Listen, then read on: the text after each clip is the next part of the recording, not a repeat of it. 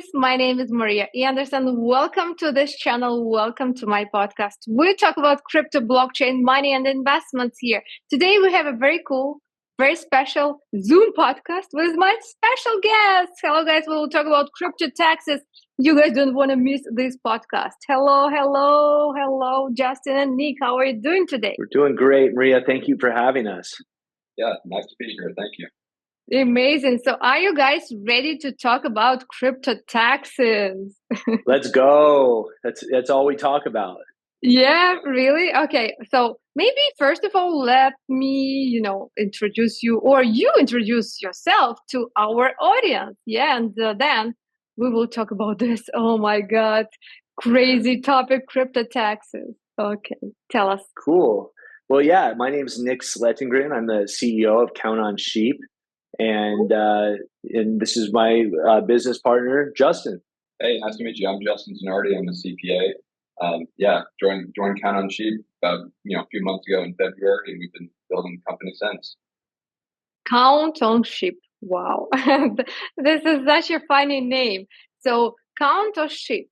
What does this company do to protect us or maybe to keep us safe of doing mistakes, of doing crypto tax mistakes, if I can say so? That's a great question.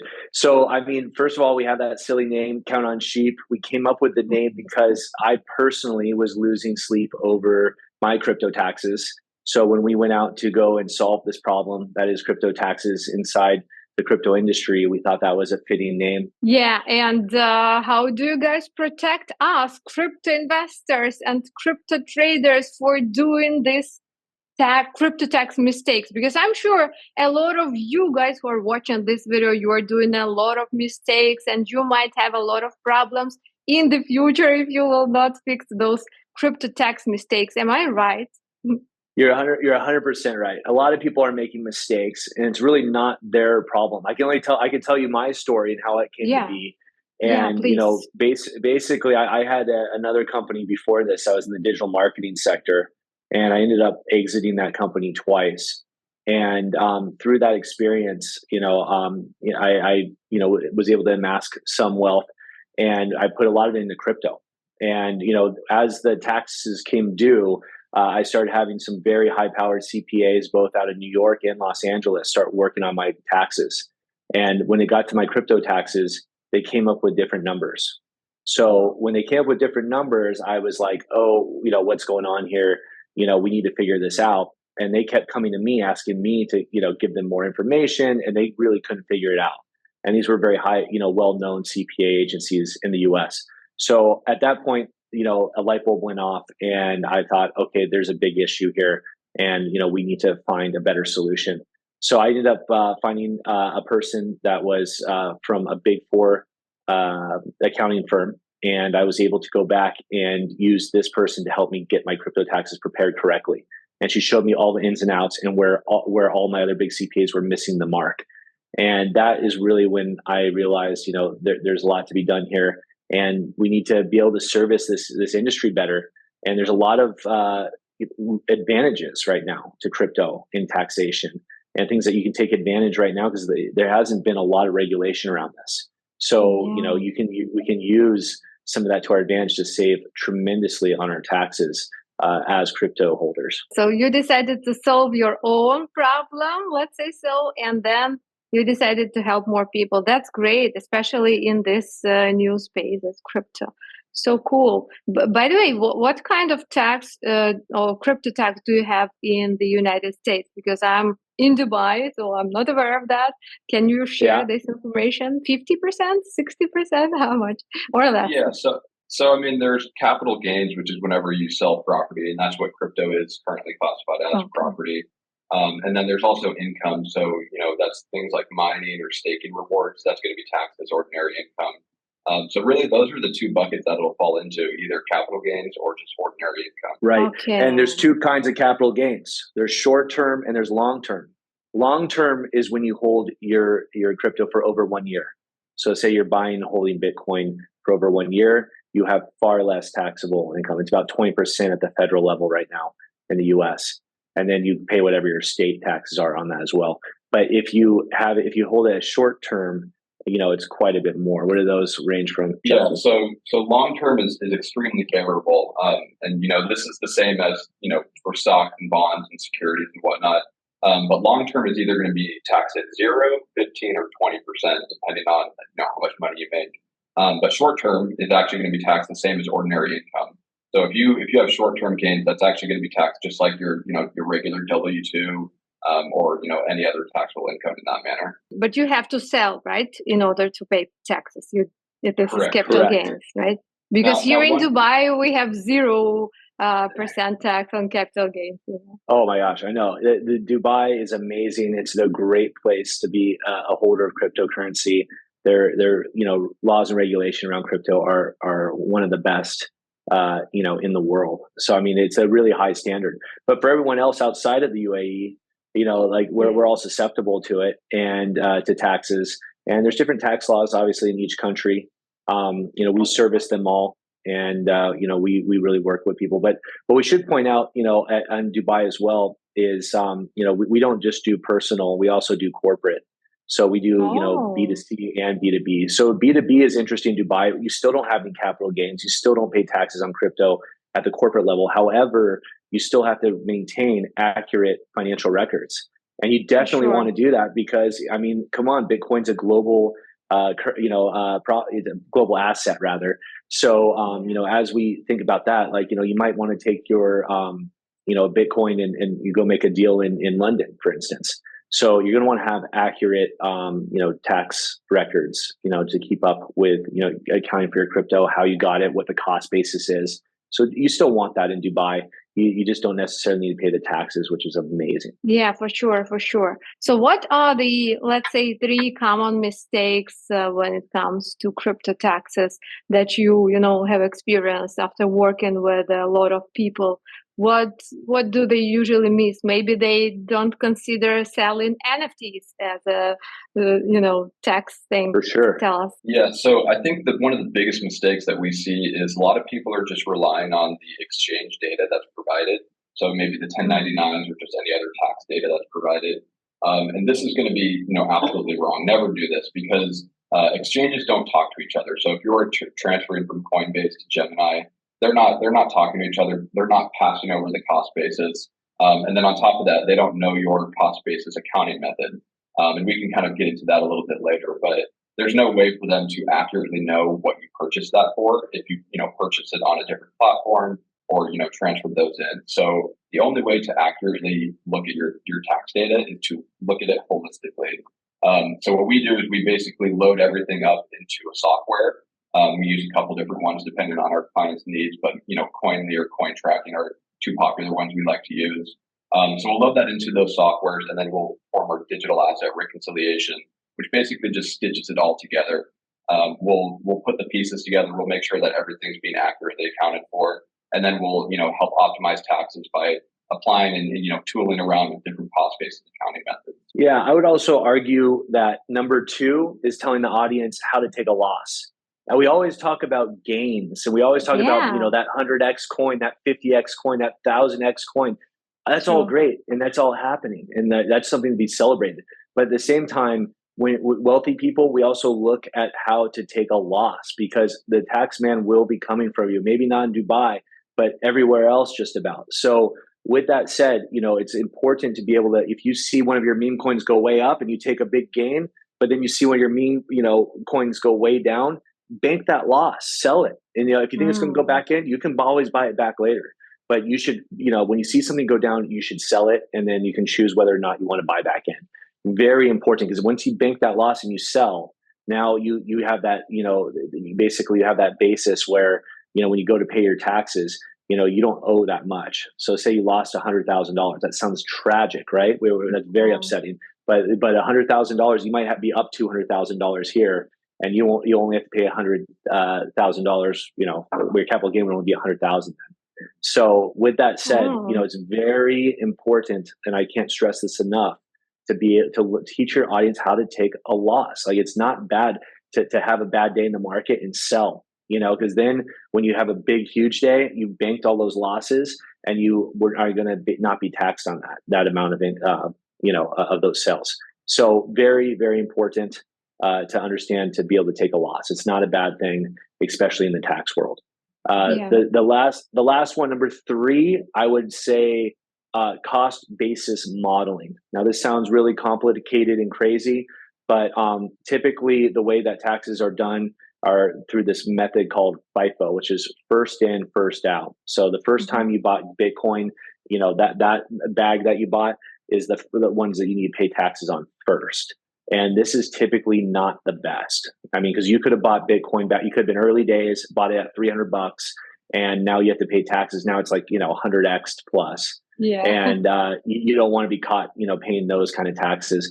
Whereas if you did, a last in, first out, or if you just bought it at 70 the other day, and you want to, then that would be a better optimized strategy for you. So there's these different cost-based models that you can plug in and play with to basically get, the best tax incentives.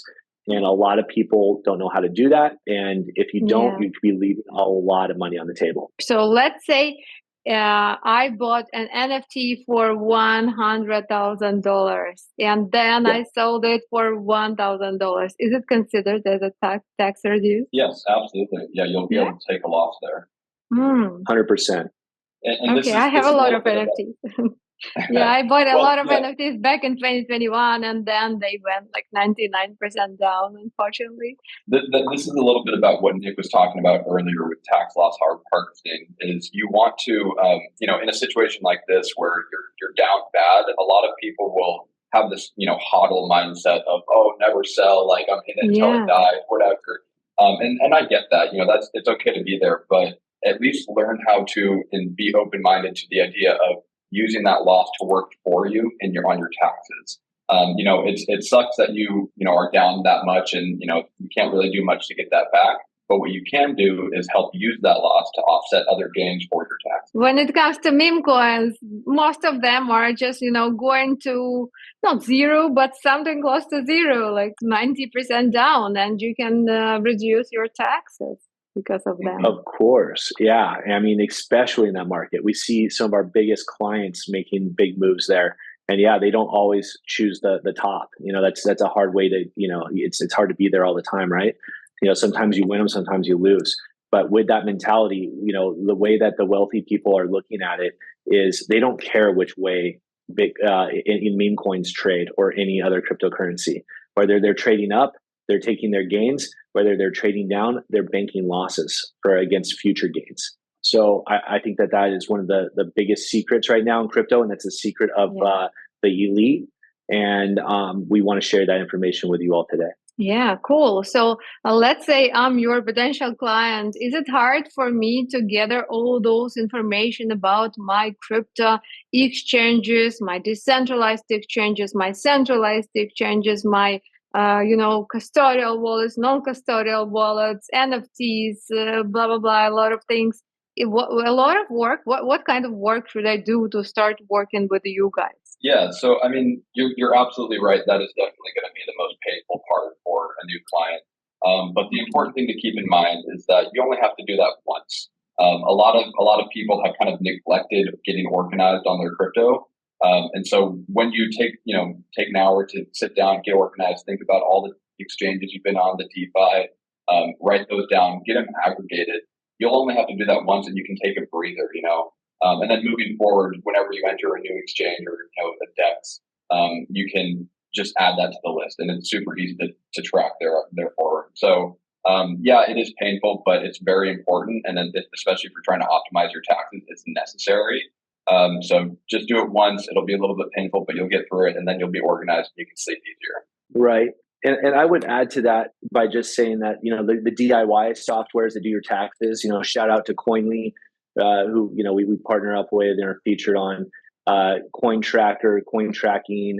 It doesn't matter which software you pick to do your crypto taxes. Those are all good ways to aggregate, your data and choose all your exchanges in your wallets and put them into one place. So we highly recommend those for that. Also, a lot of them have this pretty smart API functionality where, you just click the icon of Coinbase or whatever you're trading on, and then you enter in your login information and it will connect it safely for you where you're not exposed, but it's a view only access for the platform. So they can just see, which wallets are where and how much money is in each one of them, so they can account for them, but it doesn't give you access to trade anything, which is nice. So that's very important. But also we should mention that the DIY softwares are not really DIY. Like, they don't really do it for you. They have a lot of flaws. What we do is we use them just to get all your information in one place. And then we will usually download all that information to a CSV file, and then we'll run different formulas on it to clean it up and get it where it needs to be to find out what that tax saving is. We call that digital asset reconciliation, or DAR. And that's something that we've come up with here that really helps us, produce tax savings, because the softwares won't do it for you. Okay, so cool. Well, maybe one day here in Dubai, we will have capital gains tax, and I will definitely contact you guys. But what about businesses? You mentioned businesses. How do you help businesses to manage their crypto taxes? Because, for example, in Dubai, again, we have a lot of crypto businesses, and they all need help. I'll start high level, and then I'll let Justin really dive in deep on how we do businesses and where the problems are. But the problem we found with B2B is, take it back to FTX. Take it back to Sam Bankman-Fried. I mean, when they looked into how he was accounting for his stuff, it was like a huge slush fund. He basically had just one big, jumbled up wallets, and they're all going anywhere. They were accounting for little things on spreadsheets, not even QuickBooks, not even any kind of software. And luckily we don't run into too many companies really like that.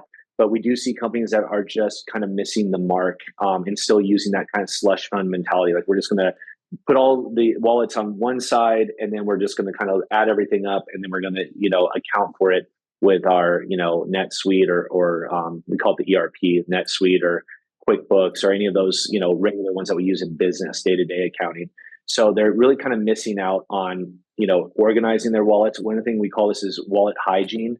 And we if we produce proper wallet hygiene, we can actually use this kind of crypto finance in a really sophisticated way, where we can have like accounts receivable wallets that push down into operational wallets, that push down into treasury wallets. If you want to stake, if you want to hold out for if you want to lend it, for instance. So there's a lot of interesting ways that we can create very efficient tax modeling for a B2B business.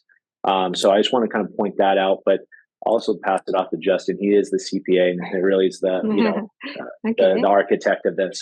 Yeah. So I mean, Nick nailed it. But in addition to the tax savings, we're also really spearheading the accounting side of the business. So most businesses have their own in-house accountants, or they outsource it to an accounting firm. But what we're finding is there are not very many specialized crypto-specific accountants or digital asset accountants. So these traditional finance accountants take a look at the blockchain, take a look at crypto, and they have no idea what they're doing. At the end of the day, they're used to dollars and cents, but now they're looking at Bitcoin, Ethereum, Solana, all these different types of coins and tokens and all that. So what we do is we have the blockchain on one side, then there's us, the accountants. We basically chew on that, do all the accounting over it, and then we push that directly back into the company's ERP system. Again, as Nick said, that's your QuickBooks or NetSuite. And so now it's in dollars and cents. Now the executives of that company can, really use some financial models or whatever they want to do with that information, even just on their balance sheet or income statement. So that's where we come in. We're really just doing the crypto accounting for them. We're helping save on taxes, but we're also really streamlining the accounting process. Right. B2B is really about the accounting piece. And, it's not so much about tax savings. That's more on the B2C side, especially in Dubai. But the fact is, especially in Dubai, they can use a service like this where they need accurate numbers being reported back to their accounting, so they can, the drivers of the company, the executives, can make really good decisions based on, understanding how much crypto they have. Yeah, and what we're seeing is like Nick said with FTX, a lot of these Web3 companies, they're really, really smart, intelligent people that are sophisticated with crypto and blockchain and all of that, but they're not really traditional accountants. They're not thinking about it like an accountant might, and so their wallets are maybe not very organized, and they have they're being used for multiple different purposes. So when you take an accountant who's sophisticated in crypto as well, you get this kind of hybrid model of how can we set a framework that will establish a clear process for the flow of funds.